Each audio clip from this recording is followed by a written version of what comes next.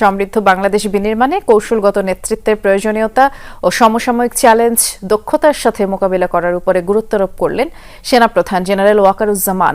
National defence কলেজে capstone course 2025-এর সমাপনী অনুষ্ঠানে অংশ নিয়ে তিনি এমন কথা বলেন। মিরপুর সেনানিবাসে ন্যাশনাল ডিফেন্স কলেজে ক্যাপস্টোন কোর্সের সমাপনী আয়োজন ছিল বৃহস্পতিবার। ফেলোদের মাঝে সনদপত্র বিতরণ করেন সেনাবাহিনী প্রধান জেনারেল ওয়াকারুজ্জামান। এ সময় তিনি বলেন, দ্রুত পরিবর্তিত বৈশ্বিক প্রেক্ষাপটে স্বনির্ভর ও দক্ষ জাতি গঠনে তাদের নেতৃত্বের বিকাশে সহায়ক হবে এই course. You could gather how the armed forces are working, what we should do to equip the armed forces, strengthen the armed forces, what all are the challenges that you are facing, the geographical challenges that we are having.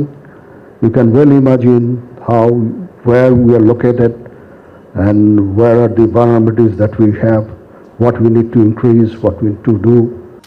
অংশ নেওয়া ফেলোরা বলেন, জাতীয় নিরাপত্তা এবং বাংলাদেশের টেকসই উন্নয়নের জন্য সাংবিধানিক দায়িত্ব যথাযথভাবে পালনেও থাকবে এই কোর্সের ভূমিকা। Lifetime of friendships will be made on this platform.